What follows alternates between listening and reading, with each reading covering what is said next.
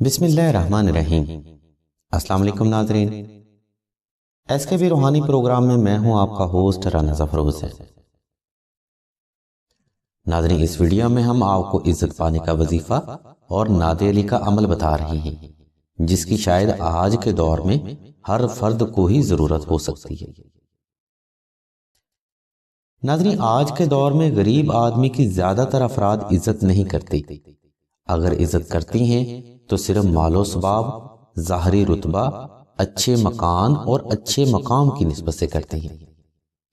یہ نہیں دیکھتے کہ یہ شخص دین پر کتنا قائم ہے اور اس نے تقوی کتنا اختیار کیا ہوا ہے۔ ناظرین، غریب آدمی کی تو اس دور میں کوئی عزت ہی نہیں کرتا، کیونکہ ہم نے عزت کو ماپنے کے لیے پیمانہ عزت دین سے الگ کر لیا۔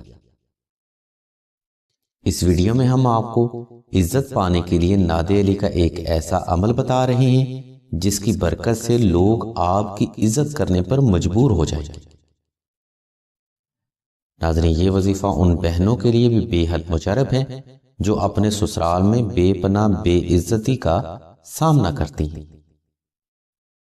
عمل کے لیے آپ نے ناظرین 2 عدد نقش ناد علی مشک و زعفران اور عنبر کے ساتھ تحریر کرنی ہے۔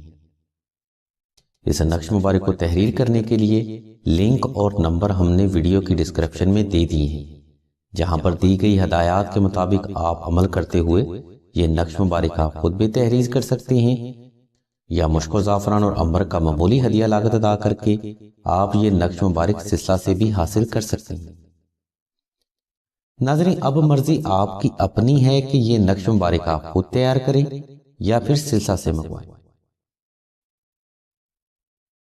ان نقوش کو حاصل کرنے کے بعد آپ نے 2 عدد نفل صلاۃ الحاجت تسبیح اپنی حاجت کے لحاظ سے ادا کرنی ہے۔ ناظرین، ان نقوش کی برکت سے ہر فرد ہی آپ کی عزت کرے گا، اور جو شخص آپ کو حقارت کی نظر سے دیکھتا ہوگا، اللہ تبارک و تعالیٰ کی رحمت سے اس کی آنکھ اور زبان پر چپ کا تالا لگ جائے گا۔ اگر آپ جاب کرتی ہیں تو افسر طبقہ آپ کو کبھی حقارت کی نظر سے دیکھنے کی ہمت نہیں کرے گا۔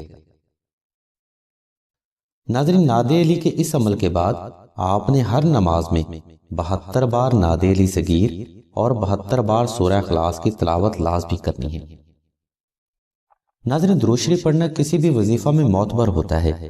آپ حسب محبت درود شریف کی تعداد میں اضافہ بھی کر سکتے ہیں اور اس میں کمی بھی کر سکتے ہیں۔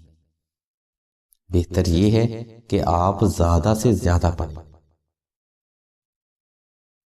انشاءاللہ اس وظیفہ اور ناد علی کے اس عمل کی برکت سے آپ کی عزت میں بے پناہ اضافہ ہوگا اور ہر شخص آپ کا مطیع اور تابعدار ہو جائے گا۔